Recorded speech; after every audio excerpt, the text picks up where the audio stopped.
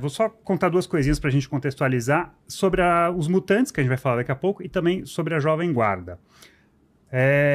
Antes, voltando, tá? Como é que o rock chega no Brasil? Quando ele surge nos Estados Unidos com o cinema, com Rock Around the Clock. 1, 2, 3 o'clock, float around the clock, né? Essa música do Bill Haley chega.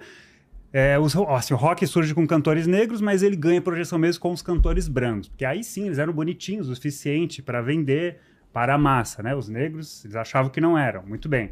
Então, os brancos se apropriam daquilo que os negros tinham criado, pegam as músicas deles, ou o estilo deles, e aí sim fazem sucesso. Primeiro Bill Haley, depois o Elvis Presley. E aí no Brasil, quando essas músicas chegam, era uma moda no começo, né? Imagina que surgiu um ritmo que tá todo mundo compartilhando no TikTok. O rock no começo era isso.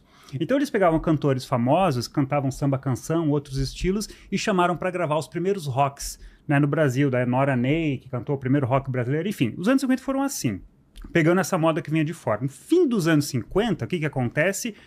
Uma baixa no mundo todo, né? Essa primeira onda passa. Aí o Elvis se alista no exército, né? Nos Estados Unidos também isso acontece. E, coincidentemente, aqui no Brasil surge a Bossa Nova. Em 59, sai o Chega de Saudade, então essa passa a ser a nova onda. Por isso que o primeiro disco do Roberto Carlos é de samba.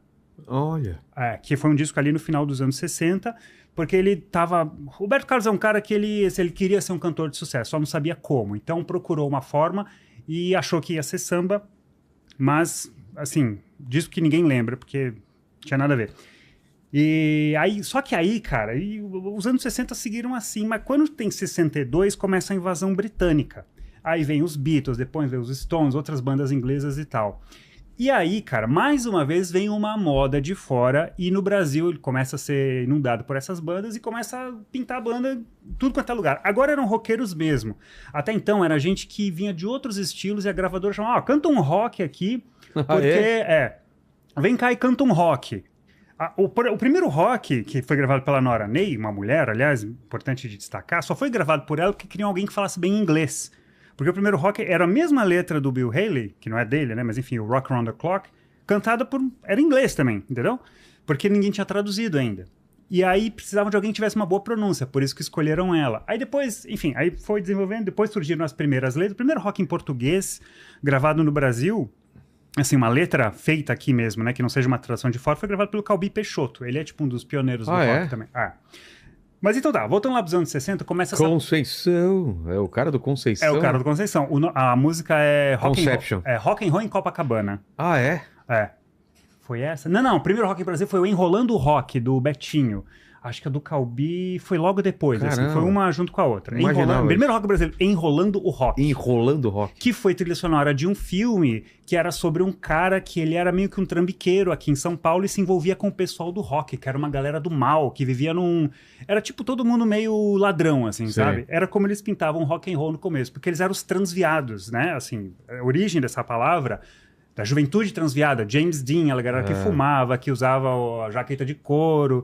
e desafiava os valores dos pais. Mas então tá, voltando lá para os anos 60, quando vem a invasão britânica, daí o rock volta a ter um protagonismo mundial e no Brasil acontece a mesma coisa e começa todo mundo a querer imitar. E aí, no metade da década, surge o programa Jovem Guarda, que é o auge desse movimento, quando a Record abriu um espaço na programação, eles chamam o Roberto Carlos, que já estava fazendo sucesso, ele começou ali 60, se não me engano foi com o Calhambeck, agora não lembro o ano, acho que foi de 62 ali, o primeiro disco, assim, começa a ter uma crescente, vai até 65, que é quando ele estoura mesmo, assim, ele era o grande cantor de rock no Brasil, e aí ele e o Erasmo e a Vanderlei apresentam o Jovem Guarda. E aí eu tô falando disso porque, para falar de anos 70, a gente precisa entender o que aconteceu com a Jovem Guarda, né, que sumiu, o que cada um foi fazer, quem que passou a fazer rock e quem esqueceu do rock.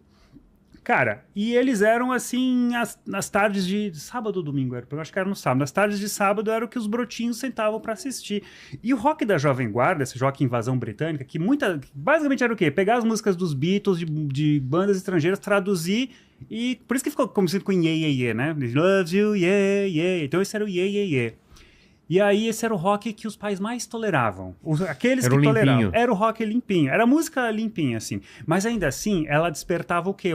A sexualidade, né? Porque tinha coisa do balanço, do quadril, que vinha lá dos anos 50. Então, para muitos pais, o rock era do mal. Mas se fosse para gostar de alguma coisa, que fosse da Jovem Guarda. Então, a juventude